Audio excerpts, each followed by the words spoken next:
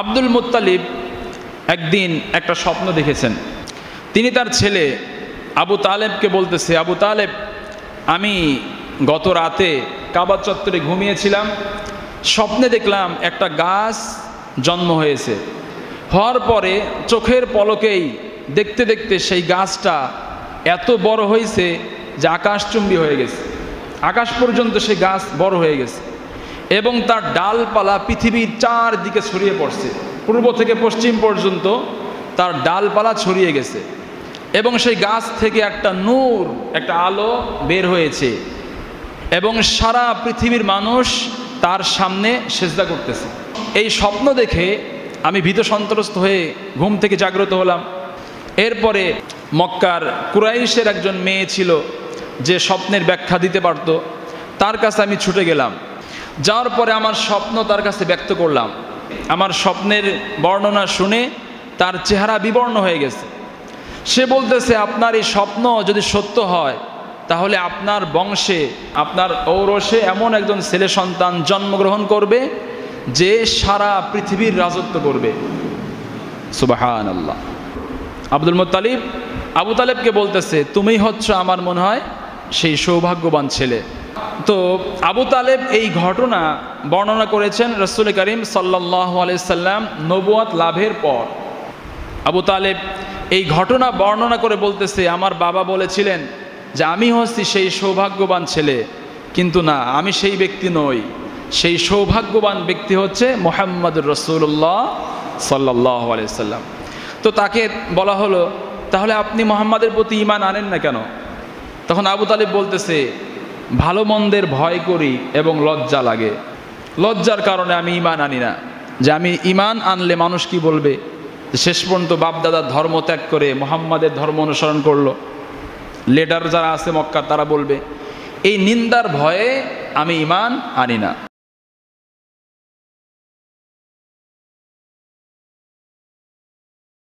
وعن عباس رضي الله تعالى عنه أنه قال قلت يا رسول الله إن قريشا جلسوا فتذاكروا أحسابهم بينهم فجعلوا مثلك مثل نخلة في كبوة من الأرض فقال النبي صلى الله عليه وسلم إن الله خلق الخلق فجعلني من فرقهم وخير الفريقين ثم خير القبائل فجعلني من خير القبيلة ثم خير البيوت فجعلني من خير بيوتهم فأنا خيرهم نسبا وخيرهم بيتا। হযরত আব্বাস রাদিয়াল্লাহু তাআলা আনহু থেকে বর্ণিত, তিনি বলেন, আমি নবীজিকে বললাম, ইয়া রাসূলুল্লাহ, কুরাইশগণ তারা একত্র হয়ে বসে নিজেদের বংশ গৌরব নিয়ে আলোচনা করে এবং আপনাকে তারা উদাহরণ দেয় ময়লা আবর্জনার পাশে অবস্থিত একটা খেজুর গাছের সাথে। নাউযুবিল্লাহ কোন। তখন রাসূল করিম সাল্লাল্লাহু আলাইহি ওয়াসাল্লাম বলেন, নিশ্চয় আল্লাহ তাআলা সমগ্র মাখলুকাত সৃষ্টি করেছেন, বিভিন্ন শ্রেণীর মাখলুক তিনি সৃষ্টি করেছেন। এই সব মাখলুকের মধ্যে সর্বোত্তম শ্রেণীর মধ্যে আমাকে অন্তর্ভুক্ত করেছেন। অর্থাৎ যত মাখলুকাত আল্লাহ পাক সৃষ্টি করেছেন, সমগ্র সৃষ্টির মধ্যে শ্রেষ্ঠ হচ্ছে মানুষ। আল্লাহ পাক আমাকে এই শ্রেষ্ঠ মানুষের মধ্যে শ্রেষ্ঠত্ব দান করেছেন। এরপর আল্লাহ রব্বুল আলামিন দুইটা দলকে বাছাই করেছেন। ইব্রাহিম আলাইহিস সালামের দুই সন্তান ছিল, ইসমাঈল আলাইহিস সালাম, ইসহাক আলাইহিস সালাম। এই দুই সন্তানের যে বংশধর, তো এই দুই দলের মধ্যে ইসমাঈল আলাইহিস সালামের বংশধর আল্লাহর কাছে বেশি প্রিয়। তো আল্লাহ তাআলা আমাকে ইসমাঈলের বংশে প্রেরণ করেছেন। এরপর আল্লাহ তাআলা এই কুরাইশ বংশে আমাকে তাআলা পাঠিয়েছেন। আবার এই কুরাইশ বংশের মধ্যে সর্বোত্তম পরিবার ছিল বনু হাশেম। এই বনু হাশেমে আল্লাহ পাক আমাকে পাঠিয়েছেন। সুতরাং সত্তাগত দিক থেকে আমি সবার থেকে শ্রেষ্ঠ এবং বংশমর্যাদার দিক থেকেও সবার থেকে আমি শ্রেষ্ঠ। সুবহানাল্লাহ। রাসূল করিম সাল্লাল্লাহু আলাইহি সাল্লাম জন্মগ্রহণ করেছেন ইসমাঈলি বংশে। ইব্রাহিম আলাইহিস সালামের দুইজন স্ত্রী ছিলেন, একজন হচ্ছে হাজেরা আর একজন হচ্ছে সারা। হাজেরার গর্ভে হযরত ইসমাঈল আলাইহিস সালাম জন্মগ্রহণ করেছেন আর সারার গর্ভে হযরত ইসহাক আলাইহিস সালাম জন্মগ্রহণ করেছেন। এই দুইজন ছাড়াও ইব্রাহিম আলাইহিস সালামের আরও একজন স্ত্রী ছিল, তার নাম হলো কান্তরা। তার 6 জন ছেলে সন্তান ছিল। তো ইতিহাসে তাদের এই নামগুলো প্রসিদ্ধ নয়, দুইজনের নামই বেশি প্রসিদ্ধ, হাজেরা আর সারা। ইব্রাহিম আলাইহিস সালামের ছেলে ইসহাক আলাইহিস সালামের সন্তান ছিল 2 জন। তার মধ্যে একজনের নাম হচ্ছে ইয়াকুব, তিনি নবী ছিলেন, ইয়াকুব আলাইহিস সালাম। এই ইয়াকুব আলাইহিস সালামের সন্তান ছিল 12 জন। সেই 12 সন্তানের মধ্যে একজনের নাম হচ্ছে ইউসুফ আলাইহিস সালাম, তিনি নবী ছিলেন, আর বাকি অন্যরা নবী ছিলেন না। এই 12 জন থেকে যে বংশ বিস্তার হয়েছে তাদেরকে বলা হয় বনি ইসরাইল। অপরদিকে ইব্রাহিম আলাইহিস সালামের অন্য সন্তান ইসমাইল আলাইহিস সালাম, তার বংশে কোনো নবী ছিল না। যত নবী আল্লাহ তাআলা পাঠিয়েছেন সব বনি ইসরাইলের বংশে, ইসমাইল আলাইহিস সালামের বংশে নবী পাঠান নাই। এই জন্য ওই বনি ইসরাইলের ধারণা ছিল যে শেষ নবী আল্লাহ তাআলা পাঠাবেন আমাদের বংশে, অর্থাৎ বনি ইসরাইলে শেষ নবী পাঠাবেন। শেষ নবীর তথ্য বিভিন্ন কিতাবে, বিভিন্ন আসমানি গ্রন্থে আল্লাহ তাআলা জানিয়েছেন যে শেষ নবী যিনি আসবেন তার এত এত সম্মান থাকবে, তার উম্মতের এত মর্যাদা থাকবে। তো আল্লাহ তাআলা এগুলো জানিয়েছেন আগেই। সেই জন্য বনি ইসরায়েলদের চিন্তা ছিল যে শেষ নবী আসবে হলো আমাদের বংশে, বনি ইসরায়েলের মধ্যে। কিন্তু আল্লাহ তাআলার ফয়সালা ভিন্ন ছিল। আল্লাহ তাআলা শেষ নবী পাঠিয়েছেন ইসমাইল আলাইহিস সালামের বংশে। সেই হিংসার কারণে ইহুদিরা, মানে বনি ইসরাইল মানে বর্তমান যারা ইহুদি, এই ইহুদিরা হিংসার কারণে যে আমাদের বংশে পাঠালো না নবী, অন্যের বংশে পাঠালো, এই হিংসার কারণে রাসূলকে চিনতে পেরেছিল, তারপরেও তারা রাসূলের প্রতি ঈমান আনে নাই, শুধুমাত্র হিংসার কারণে। তো আল্লাহ তাআলা রাসূল করিম সাল্লাল্লাহু আলাইহি সাল্লামকে পাঠিয়েছেন ইসমাইল আলাইহিস সালামের বংশে।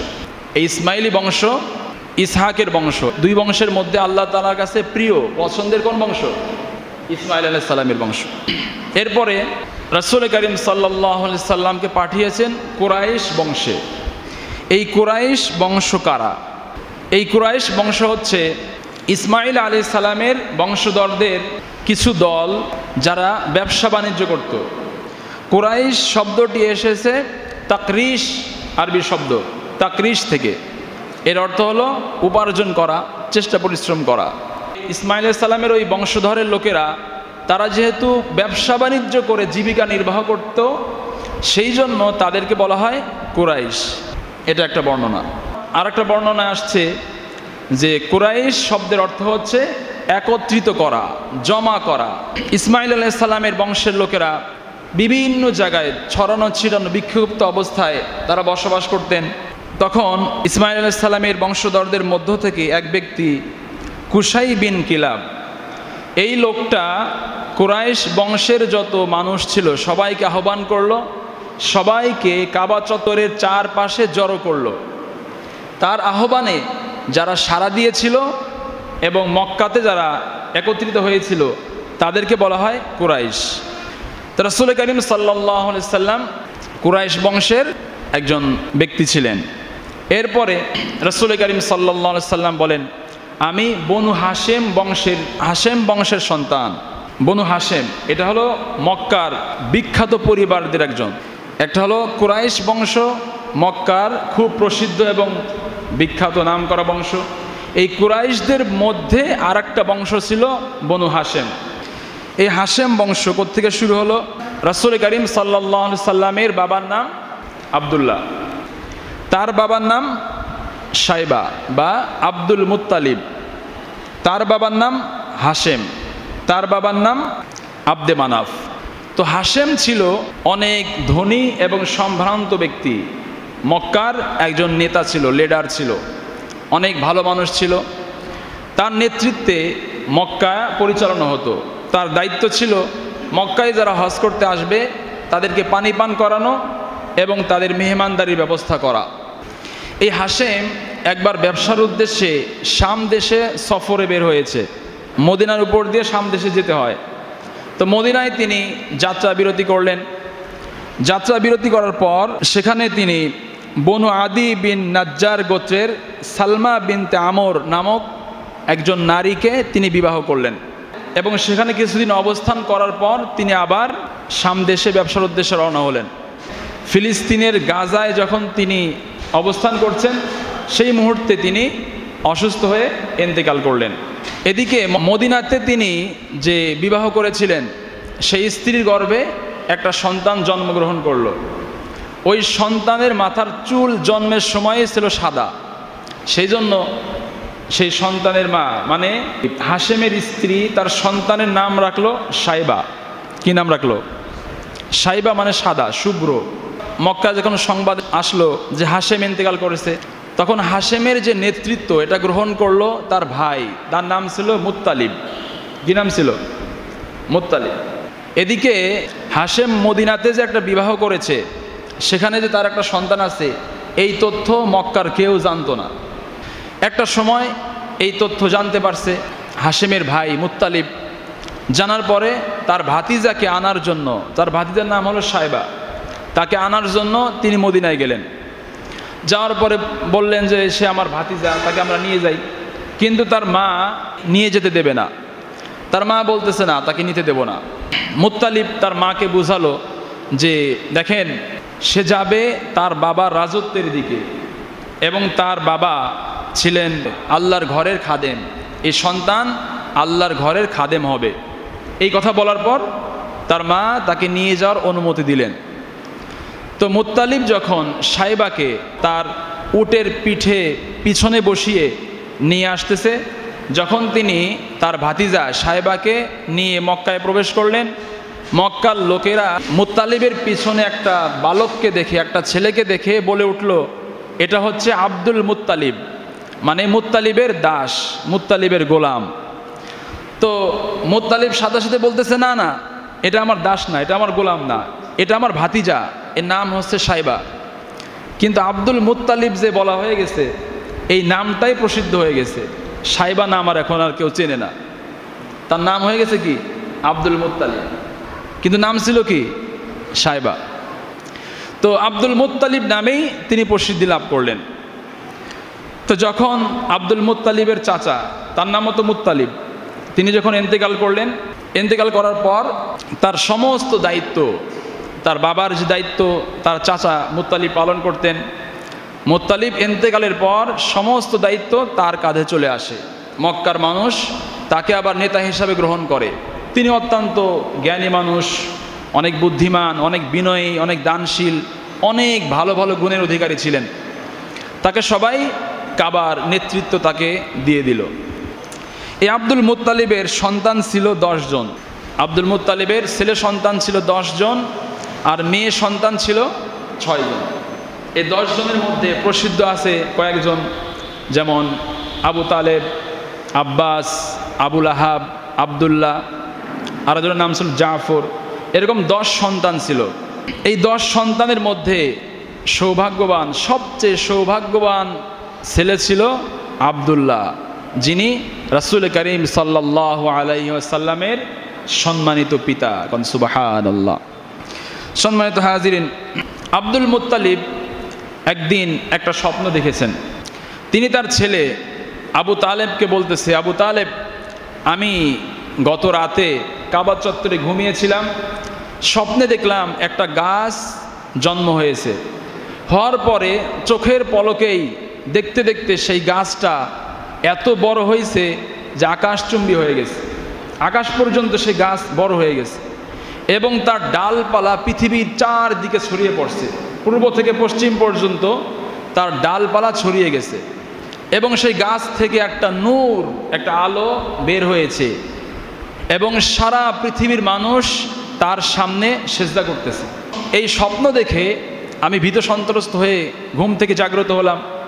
এরপরে মক্কার কুরাইশের একজন মেয়ে ছিল যে স্বপ্নের ব্যাখ্যা দিতে পারত, তার কাছে আমি ছুটে গেলাম। যাওয়ার পরে আমার স্বপ্ন তার কাছে ব্যক্ত করলাম। আমার স্বপ্নের বর্ণনা শুনে তার চেহারা বিবর্ণ হয়ে গেছে। সে বলতেছে, আপনার এই স্বপ্ন যদি সত্য হয় তাহলে আপনার বংশে, আপনার ঔরসে এমন একজন ছেলে সন্তান জন্মগ্রহণ করবে যে সারা পৃথিবীর রাজত্ব করবে। সুবহানাল্লাহ। আব্দুল মুত্তালিব আবু তালেবকে বলতেছে, তুমি হচ্ছ আমার মনে হয় সেই সৌভাগ্যবান ছেলে। তো আবু তালেব এই ঘটনা বর্ণনা করেছেন রাসূল করিম সাল্লাল্লাহু আলাইহি সাল্লাম নবুয়ত লাভের পর। আবু তালেব এই ঘটনা বর্ণনা করে বলতেছে, আমার বাবা বলেছিলেন যে আমি হচ্ছি সেই সৌভাগ্যবান ছেলে, কিন্তু না, আমি সেই ব্যক্তি নই। সেই সৌভাগ্যবান ব্যক্তি হচ্ছে মুহাম্মদুর রাসূলুল্লাহ সাল্লাল্লাহু আলাইহি সাল্লাম। তো তাকে বলা হলো, তাহলে আপনি মুহাম্মাদের প্রতি ঈমান আনেন না কেন? তখন আবু তালেব বলতেছে, ভালো মন্দের ভয় করি এবং লজ্জা লাগে। লজ্জার কারণে আমি ঈমান আনি না, যে আমি ঈমান আনলে মানুষ কি বলবে, শেষ পর্যন্ত বাপদাদার ধর্ম ত্যাগ করে মুহাম্মাদের ধর্ম অনুসরণ করলো, লিডার যারা আছে মক্কা তারা বলবে। এই নিন্দার ভয়ে আমি ঈমান আনি না। রাসূল করিম সাল্লাল্লাহু আলাইহি সাল্লামের বাবার এবার বিয়ের কথা বলি। ইবনে আব্বাস রাদিয়াল্লাহু তাআলা আনহু থেকে বর্ণিত, আব্দুল মুত্তালিব তার ছেলে আব্দুল্লাহকে নিয়ে মদিনায় যাচ্ছেন, ছেলেকে বিয়ে দিবেন।